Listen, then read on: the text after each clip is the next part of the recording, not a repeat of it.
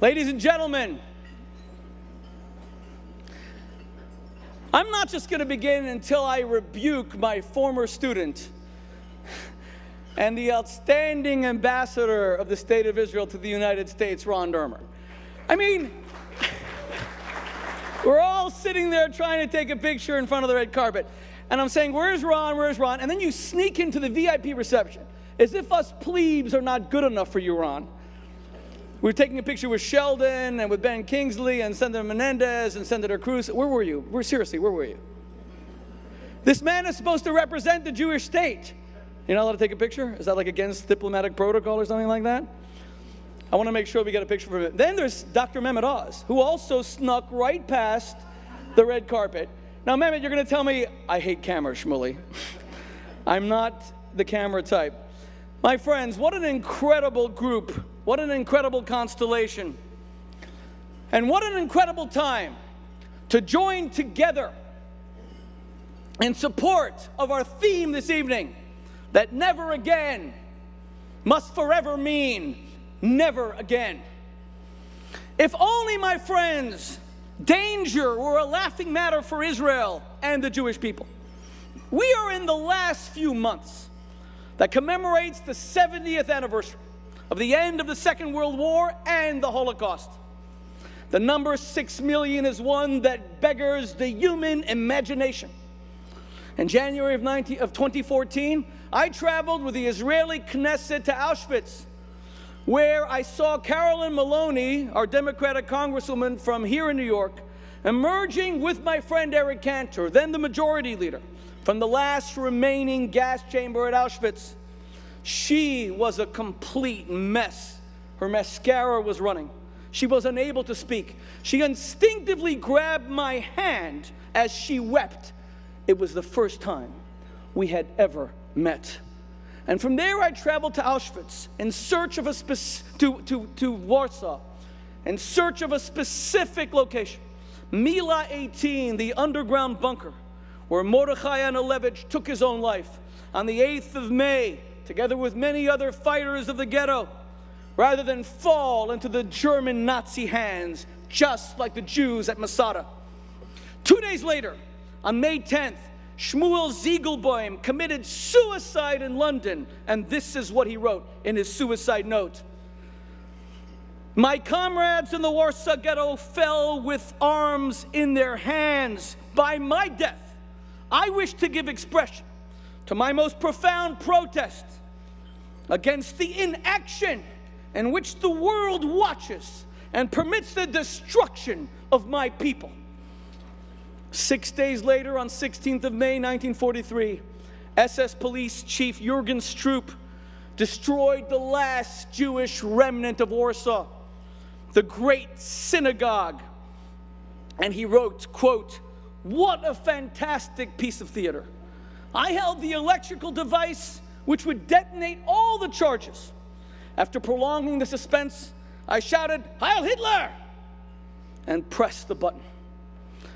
And with that, he was sure that he had destroyed the last bit of Jewish resistance and the last Jews who were prepared to fight.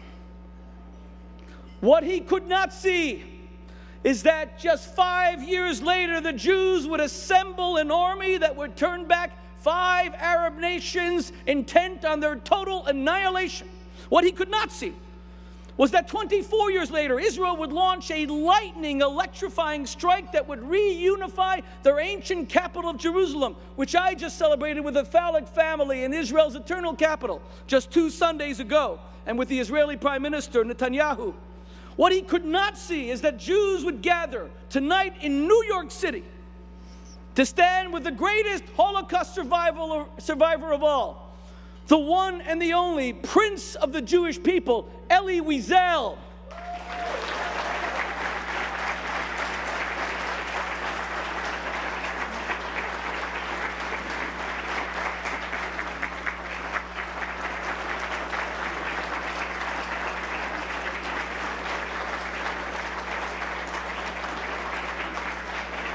And with Jacqueline von Marsen, the best friend of its most famous victim, Anne Frank, that we would stand together tonight to commemorate the survival of the Jews against their foes.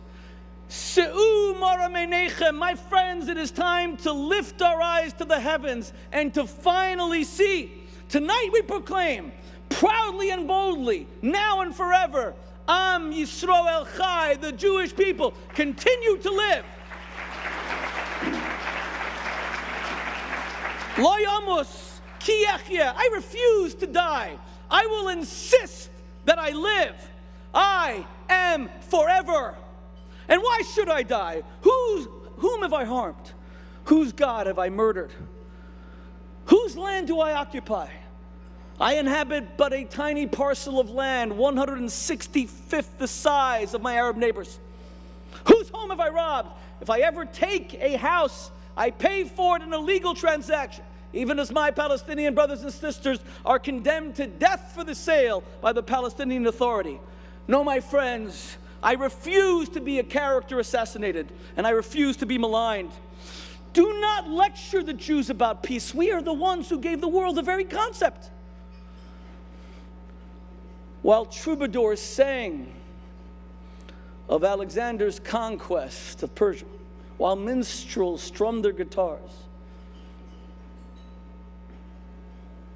about Hannibal's crossing the Alps atop a giant elephant, it was the ancient Jewish prophets who foretold of a time when no man would ever again teach his son the art of war, and where every sword would be beaten into a plowshare. But just as King Solomon said in Ecclesiastes, there is a time for war and there is a time for peace. My friends, with a global assault against our people renewed, now is not the time to lay down our arms.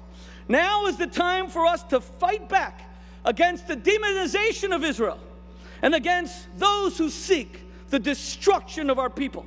I will not accept a fraudulent peace that leaves Israel a reviled nation. I will not pretend there is peace when Jewish blood flows anew in Europe. I will not feign peace as proponents of BDS on campus glorify regimes that hang gays from cranes, even as Israel finds the infinite divine spark in all of God's children. I was sure, I promise you. You go back a quarter of a century when Ron Dermer was my student president at Oxford, when Senator Cory Booker of New Jersey was my student president of Oxford. We never believed, Ron, that we would have to devote so much time, energy, and resources to fighting anti-Semitism, demonization of Israel. We thought the great challenge back then was educating Jews about their tradition, fighting assimilation. I was sure that after the Holocaust, the world had finally satisfied its Jewish bloodlust. That the people of the world look at themselves after seeing 1.5 million children incinerated, and they finally concluded, my God, what have we done? The blood of their brother called out to them from the earth. But I was wrong. We were given but a 70-year respite. And now, the appetite for Jewish blood is back. You know, I went on a lecture tour in Australia, where my wife comes from, just a few months ago. And on that day, the former Foreign Minister of Australia, Bob Carr, savagely attacked Israel. I grew despondent and depressed. What? Don't Aussies just sit around like guzzling beer the whole day? I mean, even they hate Israel? I mean, even here down under? How far does this extend? And I called up my dear friend Miriam Adelson, who was a wise counselor and advisor to me on all things. I said to her, Miri, we're lost. They won't leave us alone. In every part of the world, they just won't leave us alone. And she said to me, yes, Shmuley, the Haggadah says, in every generation they arise against us to consume us. But she said, I'm tired of hearing you're being beaten. Pick yourself up. You are a Maccabee. You must create other Maccabees. We don't need millions to fight back, but we need you. And my friends, tonight I call upon each and every one of you to rise and become a Maccabee. Tonight, we have found our Maccabees, the champions of Jewish values, Jew and non-Jew alike, who believe that the Jews have a place among the nations. And there is no more courageous Maccabee in the United States government today than my own senator from New Jersey, Robert Menendez.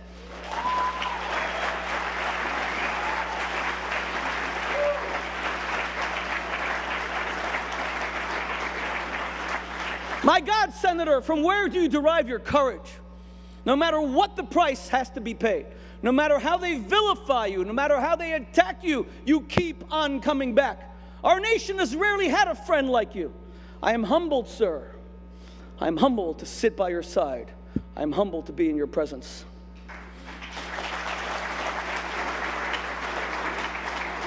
Robert Menendez is the nightmare that the Iranian government thought that they would never encounter. A brute government that has the audacity to stone women to death. A brute government that shoots its own citizens because they protest a stolen election. And they have a voice in the United States Senate, the most august power, legislative power on earth. God bless you, Senator.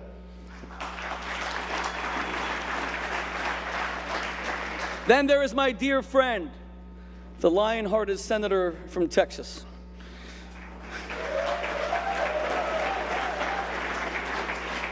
I have learned, Senator Cruz, that I will never mess with Texas. Senator Cruz stormed out of a dinner because of the way they booed the state of Israel. You are our friend. You are our confidant. God bless you, Senator Cruz.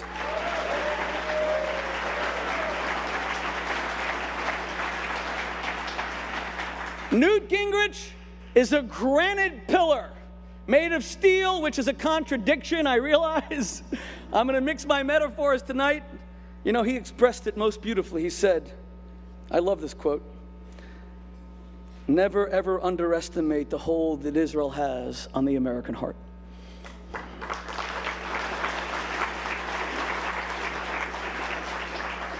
Ben Kingsley has repeatedly championed the memory of the 6 million, playing Otto Frank, Simon Wiesenthal, Yitzhak Stern.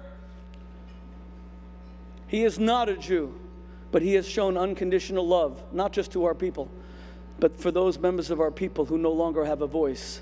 God bless you, Sir Ben.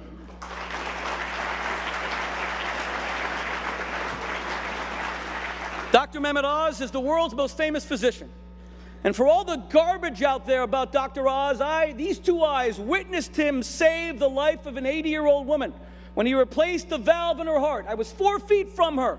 He is acknowledged as one of the greatest heart surgeons alive. He is a man of incredible learning. He is an academic of global standing. He has taught the entire nation to live more healthily, and I am personally in your debt. I no longer have all those sugary sodas that you condemn me for drinking on Shabbat dinner at my home, Dr. Oz. Mehmet, you ruined my life. And he came with us to Israel last year, and he showed unconditional love for the Jewish people. And Mehmet, one of the reasons I most respect you is that he proudly proclaims his Islamic faith. I identify with those who love who they are and who proudly affirm their identity. And thank you for your trip to Israel, and the Israeli people embrace you like one of their own. God bless you, Mehmet.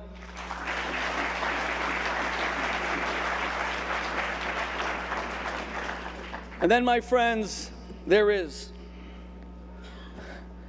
that incomparable couple, the greatest Jewish philanthropists alive today. A couple whose very names are synonymous with bravery in defense of their people. A man and a woman who will never falter, who will never succumb, who understand that the incalculable blessings showered upon them by God Almighty must be used in the service of the American people who they love so dearly, and the wounded warriors, and the people of Israel, the one and only Dr. Miriam and Sheldon Adelson.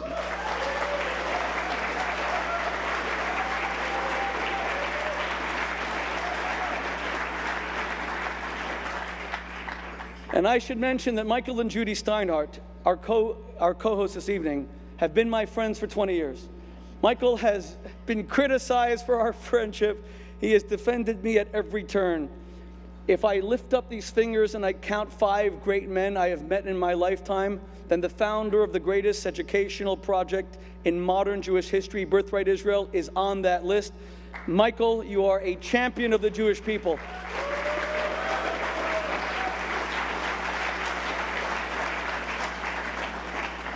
And I must thank my very courageous mother who instilled within me incalculable Jewish pride, Eleanor Paul.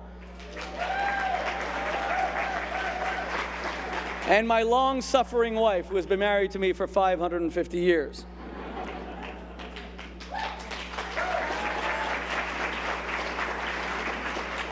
And then, of course, there is the single most eloquent defender of the State of Israel in the United States today. Someone who is my wise friend and counselor. One of the only people in the world from whom I will take constant, incessant criticism. Someone who is a soul friend, a Yedid Nefesh, Israel's ambassador to the United States, Ron Dermer.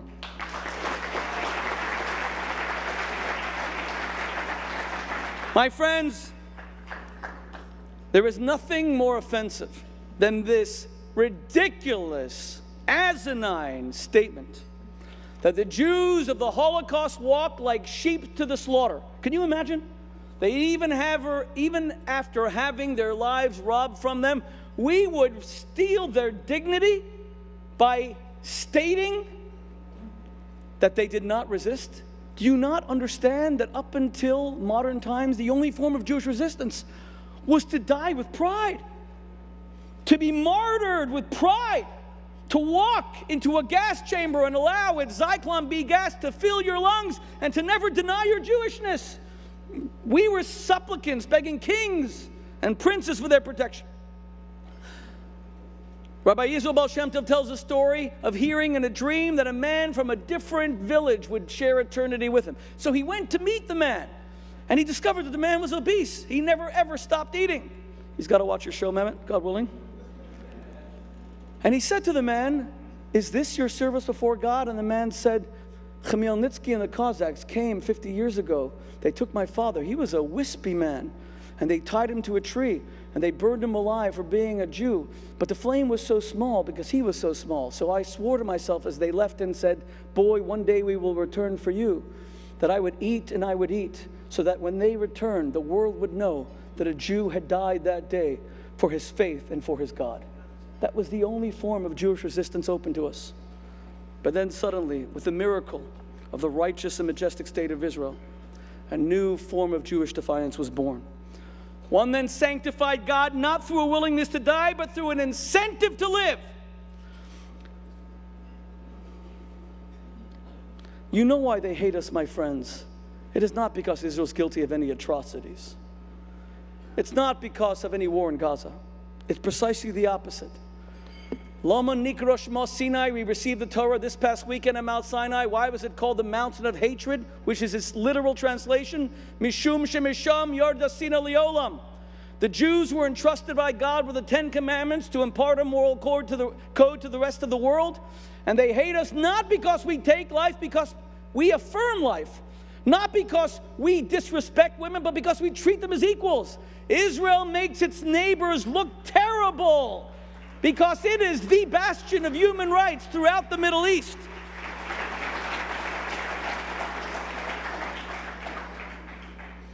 We look up to God and we say to Him, Yisrael, we today will become Jews. We will wrestle with the divine and we will be victorious. I am fed up, my friends, tonight. I am fed up with plaques and cafes and pizza shops in Israel that mourn Jews murdered by terrorists. I am fed up with Jews dying in Paris to buy a loaf of bread. I'm fed up with Jews dying in Copenhagen to go to pray. I'm fed up with Jews dying in Brussels to see a museum. I'm fed up with Jews dying in Toulouse because they wanted to give their children a Jewish education. I'm fed up with the UN that condemns Israel more for adding a bedroom in East Jerusalem than 200,000 of my Arab brothers and sisters, my Muslim brothers and sisters who've been murdered with no one to give a flippin' damn. I'm fed up, and so should you be as well.